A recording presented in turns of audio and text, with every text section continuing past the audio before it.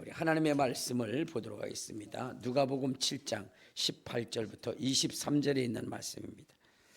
누가복음 7장 18절부터 23절 우리 다 같이 합독하도록 하겠습니다. 시작.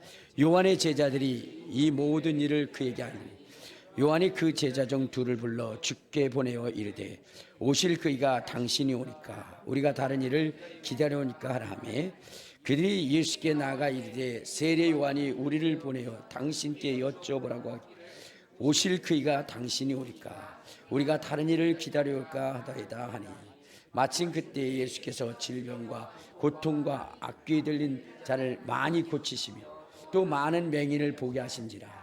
예수께서 대답하여 이르시되 너희가 가서 보고 들은 것을 요한에게 알되 맹인이 보며 못 걷는 사람이 걸으며 나병 환자가 깨끗함을 받으며 귀먹은 사람이 들으며 죽은 자가 살아나며 가난한 자에게 복음이 전파된다 하라. 누구든지 나로 말미암아 실족하지 아니한 자는 복이 있도다 하시니라. 아멘. 자기 자신을 축복할 때 이렇게 축복하십시오. 나는 예수님 때문에 오벳에돔의 복을 받은 사람입니다. 고백하시길 바랍니다.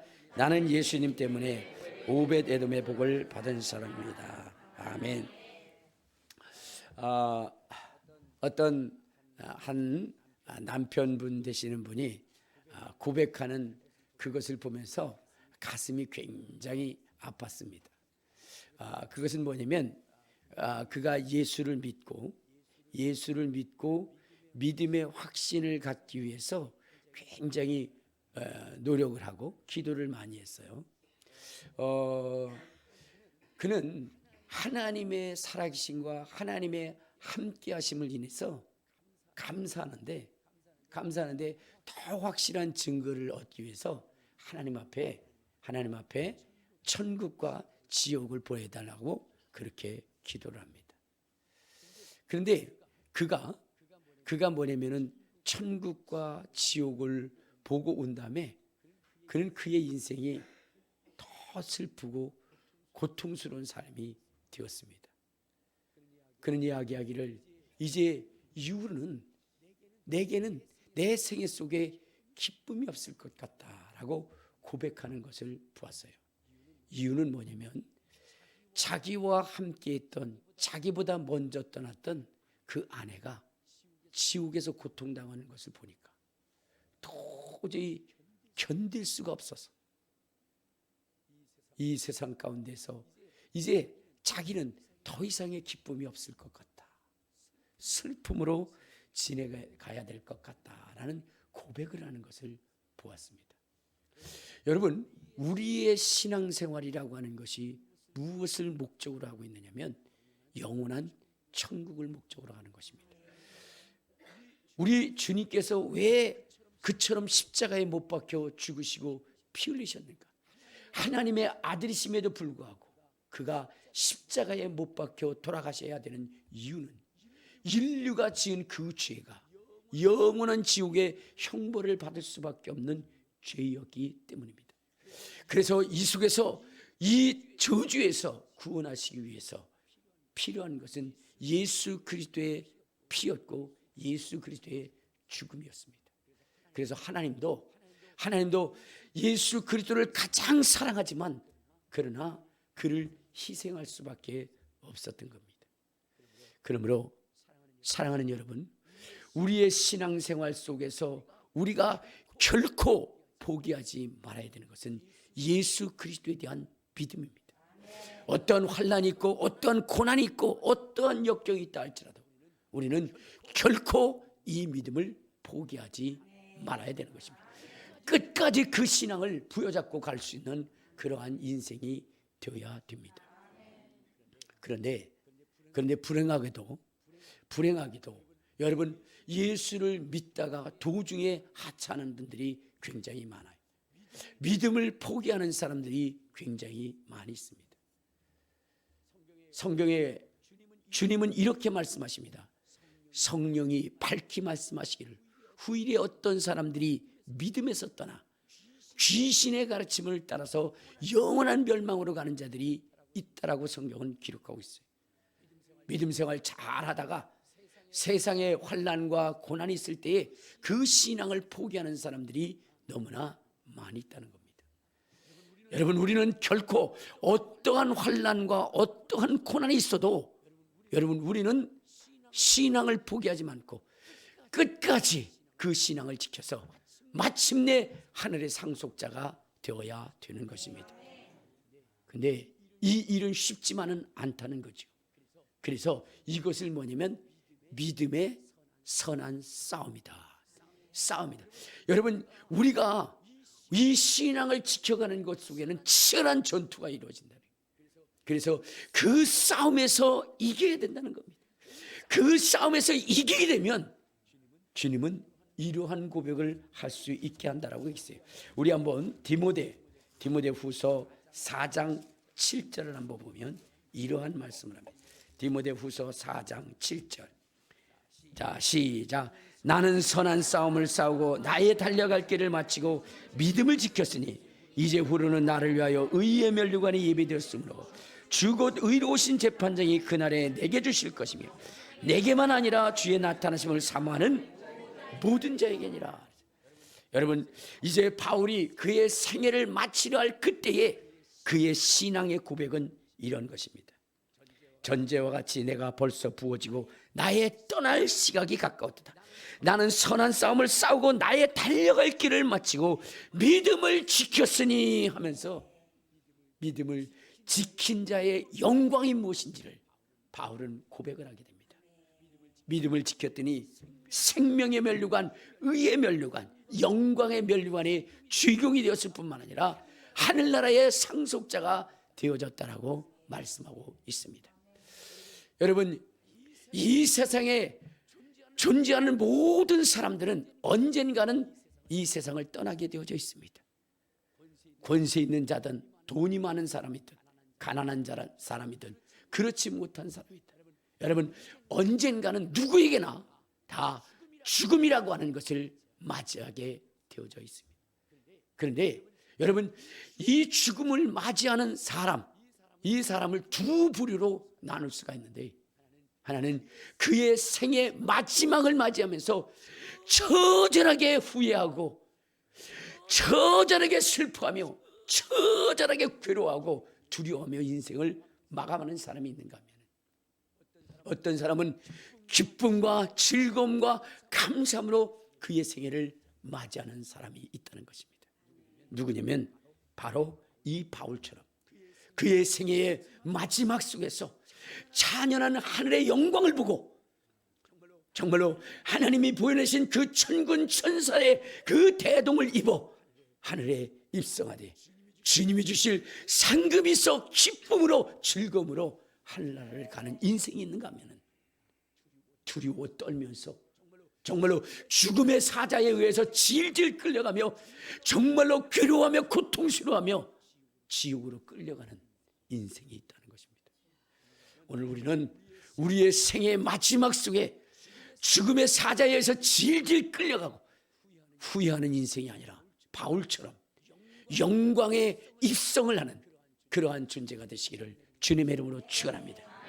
근데 이러한 믿음을 지키는 것이 쉽지만은 않다는 거죠. 왜냐하면 믿음은 선한 싸움이라 했기 때문에, 싸움에서 이겨야 되기 때문에. 근데 여러분들, 그 싸움이 어떤 싸움이냐? 이 세상과의 싸움이요, 마귀와의 싸움이라는 거예요. 이 세상이 주는 영광과의 싸움이라는 거예요. 근데 이 싸움에서 이길 수 있는 사람이 거의 없다는 거예요. 그러나 이 세상을 사랑하고 이 세상을 추구하고 이 세상의 명예를 가지고 가려 하는 그 인생의 마지막은 처절한 후회가 있다는 것입니다. 여러분이 이 세상에서 포기할 수 없는 것, 그 하나를 말한다면 뭐예요? 전부 다 제가 그거를 그 포기할 수 없는 것이 뭐에, 이 얘기가 나오니까 벌써 다 입들을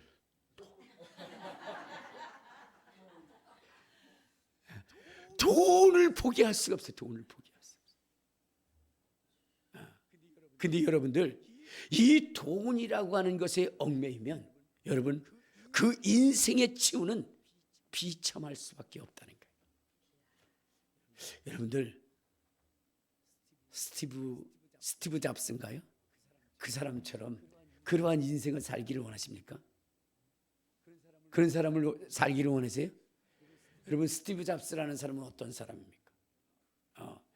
스마트폰의 대가 아닙니까? 정말로 어떻게 돼요? 이 세상의 모든 부를 가졌다 할 만큼 대단한 사람 아닙니까? 여러분들도 한번 그렇게 살고 싶지 않습니까? 그런데요, 그런 삶을 살면 쉬운 여섯에 죽어야 돼요. 그는 어마어마한 부를 가졌지만 그러나 뭐요? 그는 쉬운 여섯에 그 나이, 정말로 지금으로 보면 너무나 젊은 나이 아닙니까? 그 나이에 생을 마감한다는 거예요. 여러분, 제가 오늘 여기에 목사 코너에도 써놨지만은 그는 취장함으로 그의 생애를 마감할 때에 그때 그는 이렇게 얘기합니다. 자기는 돈을 위해서 살았고 부를 위해서 추구했으며 자기가 번 그 성공, 돈, 그것 때문에 수많은 사람들의 갈채를 받아왔다. 그래서 그는 오직 돈만을 위해서 살아왔다. 그런데 오늘 쉬운 여섯에 그 나이에 병석에 그 침대에 누워서 기계 쏘서 나오는 그 푸른 빛을 보고 그 기계가 내는 웅웅거리는 그 소리 속에 죽음의 사자가 자기에게 한 발짝 두 발짝 다가오는 것을 느끼게 될 때, 돈은 자기의 인생에 자기의 생명에 아무런 유익도 될 수 없다는 것을 깨달았다. 그는 얘기합니다. 여러분, 인생은 돈을 위하여 태어난 것이 아니라 돈은 그저 평생 세끼 먹을 수 있는 그러한 부만 있으면 되는 것이고 돈보다도 더 가치 있는 일을 위하여 살아가야 하는 것이 우리의 인생임을 깨달았습니다. 라고 이렇게 얘기합니다. 그는 돈만을 위해서 살아왔죠. 그러나 그의 생애의 마지막 속에서 그 돈은 자기에게 해줄 수 있는 것이 아무것도 없었다. 아무것도 없었다. 이제는 그는 저 폭포 위에 있는 그 물처럼 그의 생애의 마지막으로 뛰어내려 저 영원한 지옥으로 갈 수밖에 없는 그러한 참담한 일을 겪게 되었다는 거죠. 그러면서 그는 이야기를 합니다. 하나님 우리에게 소중한 삶의 가치를 줬다. 근데 우리는 돈만을 향해서 달려왔다. 이제 언젠가는 여러분의 앞속에도 이 죽음의 마지막이 있을 그때 돈만을 추구하며 살아왔던 나쁜 인생, 자기와 같은 인생이 되지 말고 가장 가치 있는 삶, 하나님이 우리의 심령 속에 넣어준 그 삶을 위해서 살아가라 하면서 가족을 사랑하고 아내를 사랑하고 이웃을 사랑할 수 있는 그러한 삶의 가치를 가지고 가라고 그렇게 이야기를 했던 겁니다. 돈은 그를 죽음으로 이끌었어. 제가 볼 때 이 스티브 잡스에게도 마지막 기회가 있을 수 있었는데 그 마지막 기회도 뭐냐면 잃어버렸던 이유가 뭐냐? 돈이었던 것 같아요. 돈이었던 것 같아요. 왜냐하면 그의 글을 쓴 것을 보면 그가 병이 들어서 있었던 장소도 병원인데 그 병원도 어떤 장소냐? 어떤 장소예요? 바로 독방이죠. 독방. 1인실인 것 같아요. 1인실. 그 1인실 속에서 뭐요? 죽음을 향해서 달려갔어요. 그 생일을 마친 것 같아요. 만약에 그가 1인실이 아니라 다인실에 있었다면 아마 그는 그래도 하나님의 긍휼하심을 입어 생명을 연장될 수 있는 기회가 있지 않았나 하는 생각을 갖게 됩니다. 왜냐하면 여러분 록펠러라고 하는 사람 여러분들 잘 알 거예요. 세계적인 부를 가졌던 사람이죠. 지금으로 그의 자산을 환산해 보면 528조. 놀라지도 않아. 조가 뭔지도 모르기 때문에 그래. 여러분들이 알 수 있는 것은 그저 그래서 억하다가 죽는 사람. 우리가 알 수 있는 건 뭐밖에 없어요? 억밖에 없어요. 조는 뭔지 몰라. 여러분, 억이 10,000번 있는 게 1조입니다. 그러니 그 돈이 얼마나 많겠어요. 근데 사람들은 그 돈을 추구하고 살아. 그 돈 때문에 충격을 받아. 그 돈을 놓지 못해. 옛날에 어느 권사님이 뭐냐면 로또 복권을 샀어요. 로또 복권을 샀는데 그 1등이 당첨된 거예요. 1등이. 그런데 여러분, 한 20억, 한 30억 정도 되는 로또 복권을 당첨을 했는데, 근데 이분은 당첨된 걸 몰라. 그래가지고 그 회사에서 추적해 보니까 어느 분 권사님이 당첨이 된 거야. 그분한테 이야기를 하려는데 알려줄 수가 없는 거야. 왜? 이분이 심장이 약해. 평생을 그저 가난하게 살아왔는데 30억이 생긴다고 그러면 이분이 어떻게 될 것 같아요? 심장마비로 죽을 것 같아. 그래가지고 어떻게 됐어요? 이걸 어떻게 하면 될까 하는데 교회를 다니는 거야. 그래서 목사님한테 가서 그랬어요. 목사님, 당신 교회의 권사님이 30억이 당첨됐는데 이 돈에 대해서 얘기하면 저분이 심장이 약해서 죽을 것 같으니까 어떻게 하면 되겠냐. 목사님이 걱정하지 말라고, 내가 가서 얘기해 줄 테니까. 그래서 알았다고, 목사님만 믿고 가겠다고. 목사님이 갔습니다. 권사님, 이건 만약이야.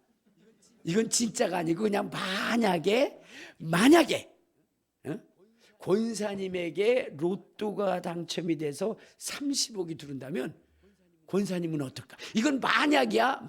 권사님, 에이, 그런 소리가 어디냐고. 내 평생에 뭐냐면 보물찾기에서도 찾은 적이 없다고. 그러니까 만약에 그거 되면 목사님 드리겠다 했더니 꽈당하더니 목사님이 심장마비로 돌아가셨어요.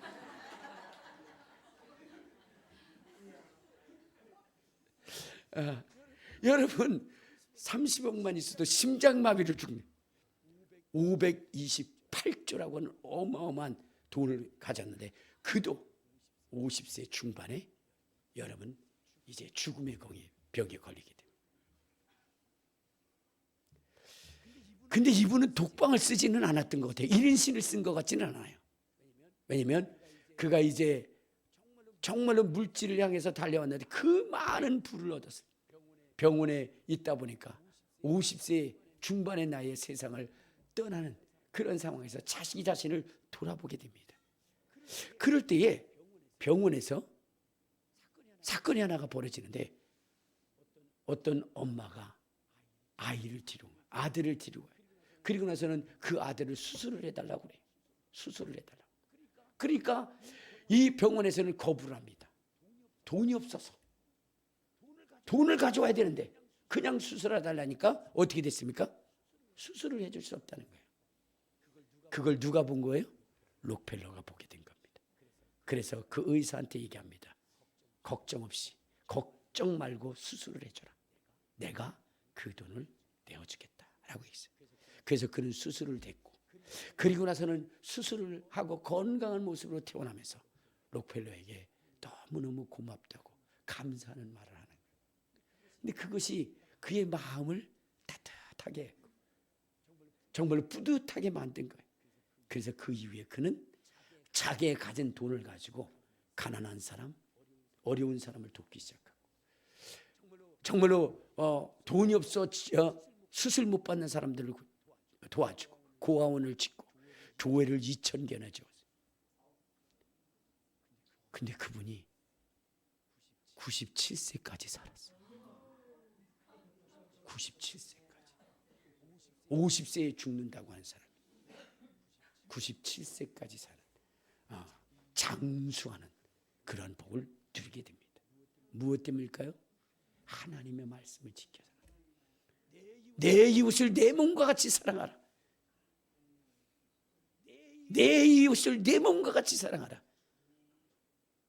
이웃이 살아있는 한 록펠러는 죽지 않는가. 내 몸과 같이 사랑했어요. 여러분, 하나님의 말씀을 따라 순종하며 살아갈 때에 하나님이 주시는 은혜를 받을 수 있게 된다는 거예요. 그러므로 우리는 세상의 법칙과 세상의 이치를 따라 살아가는 인생이 아니라 하나님의 말씀을 따라 살아갈 수 있는 그러한 인생이 되어야 되는 것입니다.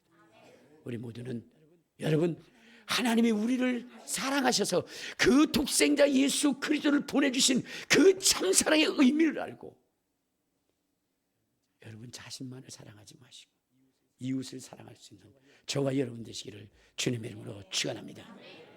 자, 그런데 여러분, 우리의 믿음은 이것만으로 지켜지는 것이 아니라는 거예요. 더 나아가서는 우리의 신앙이 지켜지기 위해서는 무엇을 해야 되냐? 주님의 능력을 받아야 되는 거예요. 하나님의 말씀에 따르는 표적과 기사와 이적과 그 권능이 있어야 된다는 거예요. 그래서 우리 주님께서 예수를 믿는 사람들에게 항상 강조하고 주시고자 했던 것이 주의 능력이었다는 거예요. 주의 능력이었다는 거예요. 왜? 그래야만 우리의 신앙을 포기하지 않기 때문이라는 거예요. 사랑하는 여러분, 우리가 신앙생활을 끝까지 부여잡을 수 있는 것은 무엇이냐면 뭐요? 하나님의 말씀을 의지하며 나가는 거예요. 사랑하라 하시는 말씀입니다. 더 나아가서는 내게 능력을 가지고 행하라 하시는 그 말씀이에요. 그 말씀이 우리에게 필요한 것입니다. 왜냐하면 여러분, 신앙생활하고 하나님의 말씀을 따라 승리하려 하면 무엇이 있느냐? 우리를 방해하는 악한 마귀 사단의 계기가 있기 때문이에요. 그것을 이기지 못하면 여러분 영원한 천국에 들어갈 수가 없다는 것입니다. 우리 한번 요한계시록 20장을 보면 이렇게 얘기합니다. 저 천년왕국에 들어가는 자들이 어떤 자냐? 4절부터 봅시다. 20장 4절 시작. 또 내가 보좌들을 보니 거기에 앉은 자들이 있어 심판하는 권세를 받았더라. 또 내가 보니 예수를 증언함과 하나님의 말씀 때문에 목배임을 당한 자들의 영혼들과 또 짐승과 그의 우상에게 경배하지 아니하고 그들의 이마와 손에 그 표를 받지 아니한 자들이 살아서 그리스도와 더불어 1000년 동안 왕노릇하리. 여러분, 이 1000년 동안 왕노릇하고 그 천년왕국에 들어가기 위해서는 어때요? 주님의 말씀 때문에 목배임을 당할 만큼 그 신앙을 지킬 수 있는 사람들이 되어야 된다는 거예요. 그래서 여러분, 그 천국에 들어가기 위해서 어떤 고난도 환난도 이겨야 되는데, 우리 한번 시브리서 11장, 자 시브리서 11장에 보면 11장 35절에 보면 이런 말씀이 있어요. 35절. 자 시작. 여자들은 자기의 죽은 자들을 부활로 받아들이기도 하며 또 어떤 이들은 더 좋은 부활을 얻고자 하여 심한 고문을 받되 구차히 풀려나기를 원하지 아니하였으며 또 어떤 이들은 조롱과 채찍뿐 아니라 결박과 옥에 갇히는 시련도 받았으며 돌로 치는 것과 톱으로 켜는 것과 시험과 칼로 죽임을 당하고 양과 염소의 가죽을 입고 유리하여 궁핍과 환난과 학대를 받았다. 그럼에도 불구하고 그들은 믿음을 포기하지 않았다라고 얘기하고 있어요. 그러면 이들이 이와 같은 시련과 고난을 당하면서도 그 믿음을 포기하지 않았던 이유는 뭐냐면 그들이 체험했던 능력과 권능이었다. 이들은 이러한 시련과 고통에 앞서서 먼저 체험한 것이 있는데 33절을 봐요. 33절 시작. 그들은 믿음으로 나라를 이기기도 하며 의를 행하기도 하며 약속을 받기도 하며 사자들의 입을 막기도 하며 불의의 세력을 멸하기도 하며 칼날을 피하기도 하며 연약한 가운데서 강하게 되기도 하며 전쟁에 용감하게 되어 이방 사람들의 진을 물리치기도 하며 그 이전에 주님의 능력과 권능으로 어둠을 몰아내고 사자굴에 던져질지라도 그 사자의 입을 막아 그 사자로 말미암아 상함과 해함을 받지 않는 이 기적과 능력을 그들이 체험했다는 거예요. 그러므로 그들은 무엇이냐면 어떻게 됐어요? 신앙을 포기할 수가 없게 된 겁니다. 여러분, 여러분의 신앙 가운데 능력을 체험하시기를 바랍니다. 제가 여러분 정말로 밤이 맞도록 기도하고 저녁마다 기도하고 부르짖고 간구하는 것은 무엇 때문일까요? 능력 때문에. 능력을 체험했기 때문에.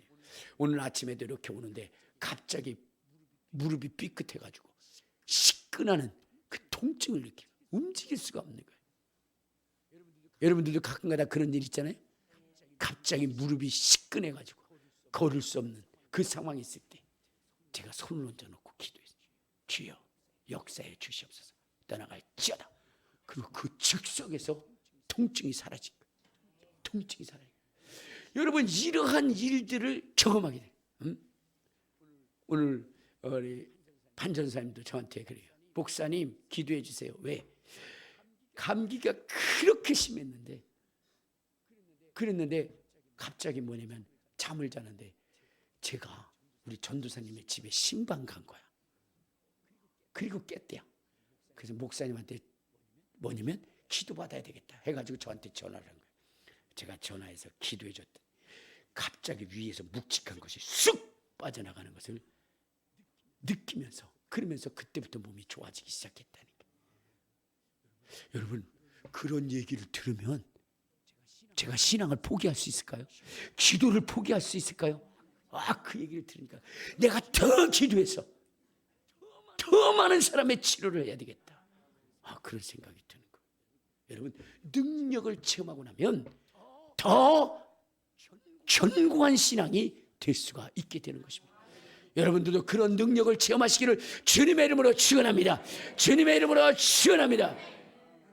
여러분 바울이라고 하는 사람이 그 당한 그 고난과 환난은 이루 말로 표현할 수 없습니다. 우리 한번 자 어디를 보시냐면 고린도후서 우리 고린도후서 11장에 보면 이렇게 얘기합니다. 23절부터 읽도록 하겠습니다. 시작. 그들이 그리스도의 일꾼이냐 정신한 말을 나는 더욱 그러하다. 내가 수고를 넘치도록 하고 감옥에 갇히기도 더 매도 수없이 맞고 여러 번 죽을 뻔하였으니 유대인에게서 40에 하나 감한 매를 5번 맞았으며 3번 태장으로 맞고 1번 돌로 맞고 3번 파산하고 일주일을 깊은 바다에서 지냈으며 여러 번 여행해서 강의 위험과 강도의 위험과 동족의 위험과 이방인의 위험과 신의 위험과 광야의 위험과 바다의 위험과 거짓 정죄 중에 위험을 당하고 또 수고하고 애쓰고 여러 번 자지 못하고 줄이며 목마르고 여러 번 굶고 춥고 헐벗었노라. 이 외의 일은 고사하고 아직도 날마다 내 속에 눌리는 일이 있으니 곧 모든 교회를 위하여 염려하는 것이라. 바울이라고 하는 사람이 당한 고난은 이거 말로 표현할 수 없어요. 40에 감한 매를 몇 번이나 맞았다? 5번이나 맞았다. 예수님은 1번밖에 안 맞으셨어요. 근데 5번을 맞았어요. 그러면 포기하고 싶어요? 포기하고 싶지 않아요? 주님한테 그럴 거 아니에요. 주님은 1번 맞았는데 왜 난 5번 맞아야 돼요? 여러분 그렇게 하고 싶지 않아요? 벌써 그는 한두 번 맞고 나면 포기하고 싶은 마음도 있었을 거예요. 그런데 그것으로 끝나는 것이 아니에요. 3번 태장으로 맞고 1번 돌로 맞고 이미 죽었다고 해서 버려질 때가 한두 번이 아니었어요. 그런데 그 수많은 그러한 환난 가운데도 그가 그 믿음을 포기하지 않았던 이유가 무엇이었느냐? 그가 체험한 능력 때문이었어요. 그는 주님을 만날 뿐만 아니라 정말로 주님이 행하셨던 그 능력과 권능이 그를 통해서 나타났다는 거예요. 자, 우리 한번 성경을 한번 보도록 하겠습니다. 어디를 보시면 고린도전서 2장. 자, 고린도전서 2장 4절에 보면 이런 말씀을 합니다. 자, 시작. 내 말과 내 전도함이 설득력 있는 지혜의 말로 하지 않냐고 다만 성령의 나타나심과 능력으로 하여 너희 믿음의 사람이 지혜 있지 않냐고 다만 하나님의 능력이 있게 하셨습니다. 바울이라고 하는 사람은 하나님의 능력이 자기 속에 살아 역사하기를 기대한 겁니다. 소망한 겁니다. 그래서 즉시 귀신이 떠나가기도 하고 손수건을 통해서도 기사와 이적과 표정이 나타나게 하고 죽은 자가 살아나는 이 엄청난 기적을 여러분 이 바울은 체험했던 겁니다. 그러면서 그는 이야기를 합니다. 하나님의 나라는 말에 있지 않냐고 능력이 있습니다. 그리고 자기가 사도된 그 표는 표적과 기사와 이적과 권능이라 라고 있어요. 자, 우리 한번 고린도전서 12장. 자, 고린도후서 12장입니다. 고린도후서 12장 12절에 보면 바울은 이러한 고백을 합니다. 자, 시작. 사도의 표가 된 것은 내가 너희 가운데서 모든 참음과 표적과 기사와 능력을 행함이라. 그는 자기가 주님의 사도라, 부름받은 사도라는 거예요. 이유가 뭐냐? 능력이라는 거예요. 그러면서 이 바울이라고 하는 사람은 무엇이냐면, 여러분, 이 능력이 자기 속에서 떠나가기를 원하지 않았어요. 그의 그 가시의 고통이 자기에게 있어 그것을 벗고 싶었을 때에 주님이 내 연약한 곳에서 하나님의 능력이 나타남이라 할 때에 그 가시조차도 용납하는 인생이 되었다는 거예요. 자, 우리 한번 성경을 한번 봅시다. 어디를 보시냐면, 자, 12장 9절을 보면 이러한 얘기를 합니다. 12장 9절 시작.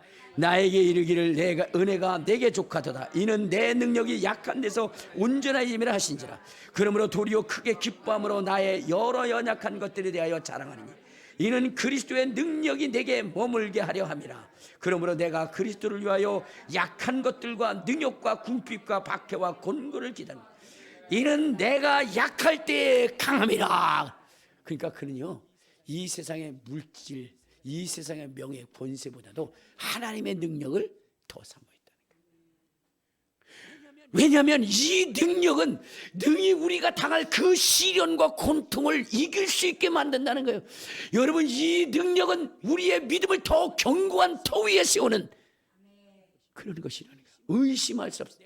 내가 감옥에 갇힐지라도 채찍에 맞을지라도 이 신앙을 포기하지 않고 그 신앙을 의심하지 않고 그것을 끝까지 지킬 수 있도록 만드는 것이 하나님의 능력이라는 거예요. 그래서 주님은 그 능력을 제자들에게 부어주시기로 하셨어요. 제자들이 귀신을 쫓고 돌아왔을 때 기뻐했습니다. 주님은 말씀하시기를 내가 사단이 하늘로부터 번개같이 떨어지는 것을 내가 보니 내가 너에게 뱀과 전갈을 밟으며 원수의 능력을 제할 권능을 줬다라고 하신 거죠. 우리 주님은 여러분 예수 믿는 사람들이 능력 있는 자가 되기를 원하는 것입니다. 뱀과 전갈을 밟을 수 있는 능력 있는 자가 되기를 원하시는 것입니다. 왜? 그 능력을 행하게 될 때에 어떻게 되기 때문에? 우리가 신앙이 흔들리지 않기 때문이라는 거예요.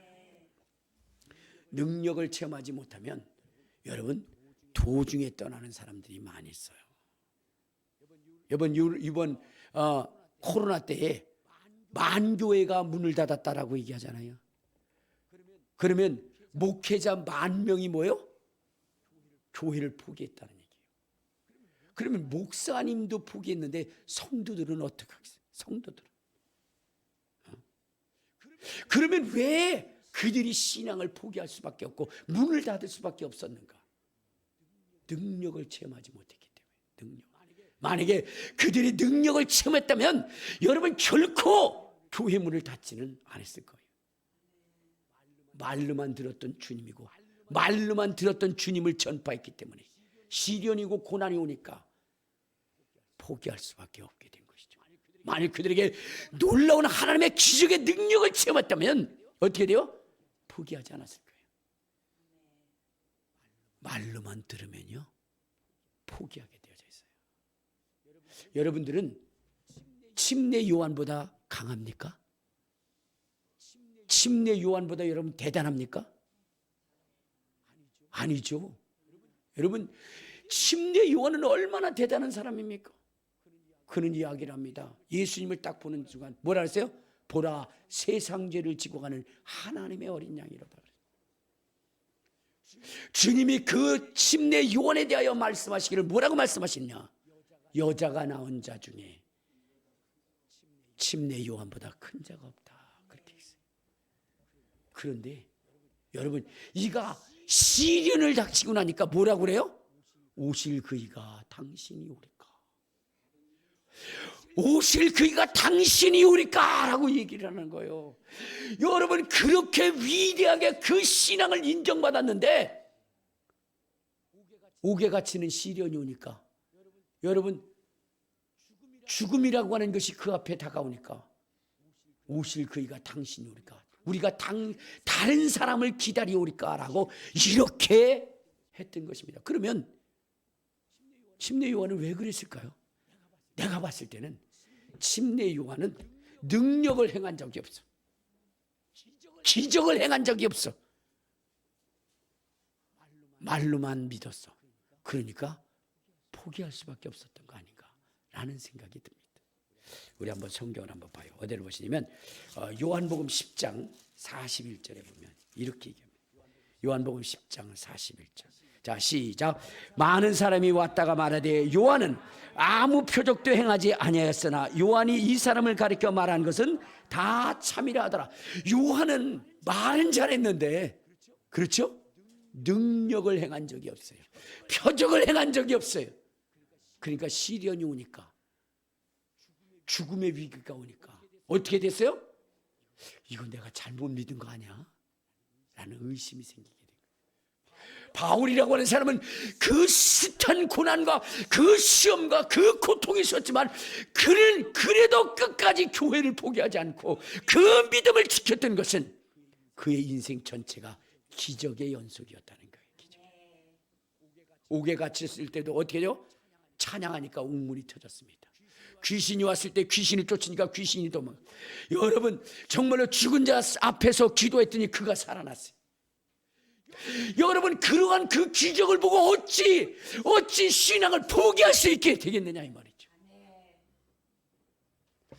어제 조혜련 집사님의 어머니가 70여 년 동안 믿어온 그 남녀 호랑교교를 포기했다고 그러잖아요. 이유가 뭐예요? 아무리 기도해도 그가 준 것이 없어요. 그러나 예수 그리스도를 믿는 그 순간 하나님의 놀라운 체험과 경험이 있었고 주님의 말씀을 믿었더니 자기는 정말로 인생이 끝난 줄 알았다는 거예요. 왜?